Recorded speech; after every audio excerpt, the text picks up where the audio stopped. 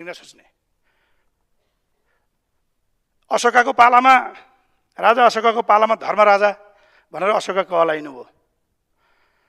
त्यो धर्मराजा हुने क्राइटेरिया मध्ये प्रमुख एउटा क्राइटेरिया के थियो भने सबै नागरिकलाई आफ्ना परिवारका सदस्य तपाईले हेर्ने, कुनै पनि शासकले हेर्ने, हरेक नागरिक आफ्ना परिवारका आमा बुवा दाजु भाइ दिदी बहिनीहरू जस्तै हुन् भन्ने कुरा त आजभन्दा 2400-2300 वर्ष अगाडि इस्टाब्लिस भएको हाम्रो चाहिँ थ्योरी हो।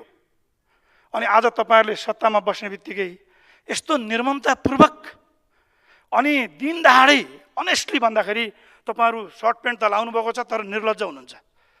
तपाईहरु भकारीको सबै पैसा लगेर अर्कोतिर हाल्ने, आफआफतिर हाल्ने, अनि बाँकी रहेको जम्मै सांसद याद गर्नुस्, भोटको आधारमा यदि मूल्याङ्कन हुने हो भने कान्छाराम तामाङजीले भने जस्तै यो मुलुकको 50,000 मान्छेले मत दिएर आएको मान्छे म सुनिल शर्मा मोरस्टमा बोल्दैछु र प्रत्येक हाम्रो अगाडि बस्नुभएको सांसदहरू हरेक सांसदहरूले कम से कम 40 देखि 50,000 मत लिएर आउनु भएको छ र हामी बोलिरहेको एउटा व्यक्ति होइन, लाखौंको संख्यामा मत लिएर आएका साथीभाइहरू आज विवश हुनुहुन्छ।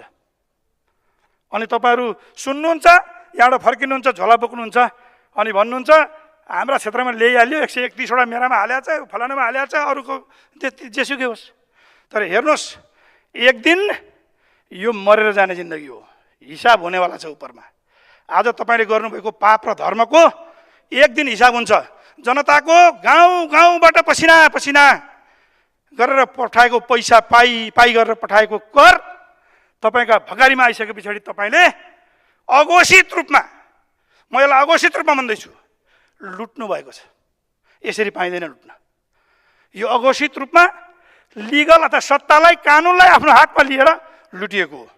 सभामुख महोदय, म एउटा सिरियस विषय उठाउन चाहन्छु। अहिले जो माननीय ज्ञानेन्द्र बाबु कार्की मेरो आदरणीय दाइले पनि अघि सिरियसली उठाउनु भएको थियो, अहिले अर्थ मन्त्रालय अन्तर्गत टेक एन्ड पे भन्ने एउटा थ्योरी आयो।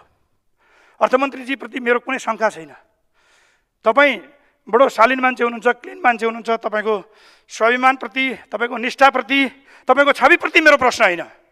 तर यो टेक एन्ड पे जुन ल्याइयो यसमा जम्मा 2 वटा मात्रै एन्सर हुन्छ। बिजुली उत्पादन गर अनि हामी किन्दैनौँ भनेको राज्यले, तिमी बिजुली